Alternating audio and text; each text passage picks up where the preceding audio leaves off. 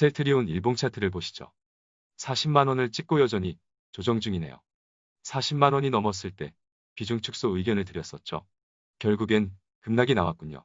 그래도 다행인 것은 21선에서는 어김없이 반등이 나와주었네요. 셀트리온은 솔직히 진단이 매우 어려운 종목입니다. 좋습니다. 어려운 종목일수록 머릿속을 비우고 최대한 기술적으로만 살펴보면 되겠죠. 그렇게 합시다. 다시 일봉 차트를 보시죠. 일단 꾸준히 지지가 나온 21선을 이탈하면 부정적인 신호일 수가 있겠네요. 현재 기준으로 34만 3천 원을 이탈하면 기준선까지 깨지는 꼴이니 조정이 길어질 수 있어요.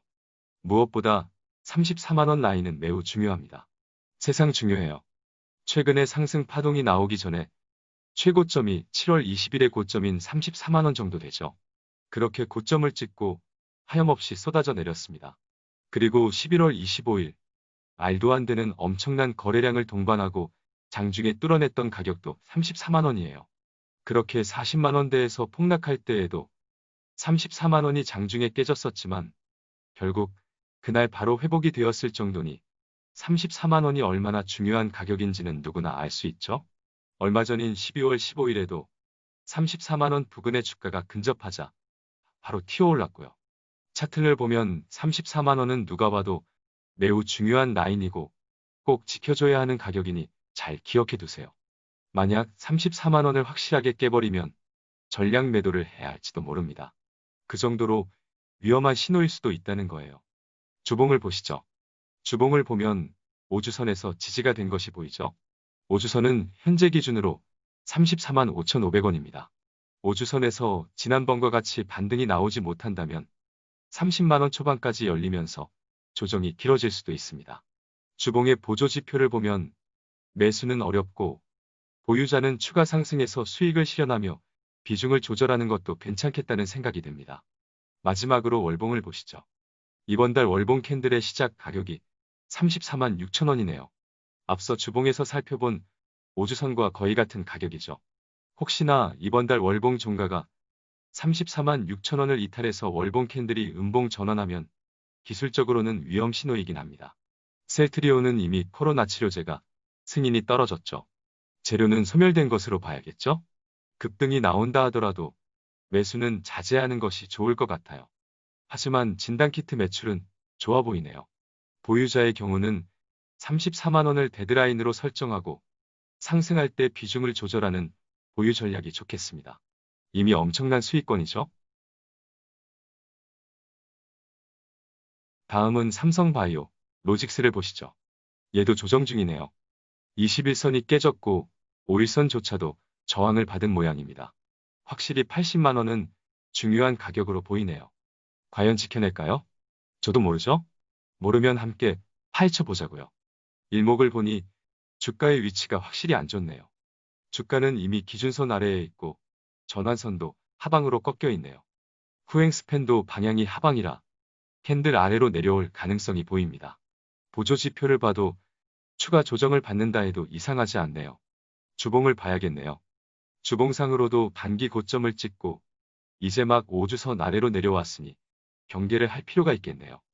현재 20주선이 75만 원 후반대에 있는데요. 개인적으로는 20주선을 한번 찍어주는 것이 장기적으로 차트가 훨씬 안전해질 것 같네요. 스토캐스틱을 보면 매도 신호에 가까워지고 있죠. 월봉도 봅시다. 이번 달 캔들이 확실히 셀트리온과 비슷하네요. 이번 달 시작 가격이 79만 4천 원이네요. 이 가격을 이탈하면 음봉 전환하게 되고 월봉상 부담이 생길 수밖에 없습니다. 잘 기억해 두시죠. 다시 일봉 보시죠. 일단은 단기적으로 재미없는 흐름이 지속될 가능성에 무게를 두는 것이 좋겠습니다. 좀 더 관망하다가 매수 기회를 노려보자고요. 보유자요. 여전히 반등 시 비중을 조절하자는 의견입니다. 추가 상승을 하더라도 최근 단기 급등과 같은 강한 상승은 기대하기 어렵기 때문이에요. 이 정도 먹었으면 어느 정도는 현금화하는 것이 정신건강에 좋겠습니다. 지켜보던 종목이 오르기만 하면 조급해지시나요? 몰빵으로 한탕을 하고 싶은 마음을 자제하기 힘드세요? 과도한 상승으로 과열 구간에 있는 보유 종목을 들고 수익 실현하는 것이 아쉬우세요? 보유 종목이 한두 달 넘게 움직이지 않으면 짜증이 나세요? 이 중에 한 가지라도 해당이 되시면 주식으로 성공하기 힘드실 겁니다. 차근차근 천천히 길게 보며 포트를 탄탄하게 만들어 가세요. 여러분이 가장 느리다고 생각하는 투자 방식이 결국엔 가장 빠른 투자입니다. 정말이에요. 멤버십 가입을 눌러주세요. 다음은 LG화학입니다. 21선을 타고 있죠. 21선을 처음 터치했을 때는 저도 추가 매수했습니다. 조정이 이어질까요? 봅시다. RSI는 확실한 조정 흐름이죠. 하지만 스토캐스틱을 보니 어제 단기 매수 신호가 나왔었네요. 아마도 장중에 21선을 깼기 때문인 것으로 보입니다. 금요일에 마감 가격이 21선뿐만 아니라 전환선까지 꾸역꾸역 지켜낸 가격이에요. 어떻게든 지켜내겠다고 용을 쓰고 있죠. 일봉상으로 최악의 경우는 21선을 이탈하면 77만원까지 가능합니다. 하지만 현재까지는 전혀 고려할 필요가 없어 보이죠. 주봉 보시죠. 주봉을 보니 여전히 조정을 받아야 할 것으로 보이죠? 급락은 없을 겁니다. 혹시 모를 급락이 나오면 매수 기회가 되겠네요. 당분간은 옆으로 횡보하며 20주선이 올라오기를 기다리는 흐름을 예상해 봅니다. 월봉을 보시죠. LG화학도 앞서 본 삼성바이오로직스와 셀트리온과 같이 역사적 신고가를 이번 달에 찍었죠? 그러고 나서 동일하게 조정을 받고 있는데요. LG화학도 마찬가지로 이번 달 월봉 캔들이 음봉 전환하면 위험 신호가 나오는 겁니다. 이번 달 시작 가격이 80만 8천 원이네요.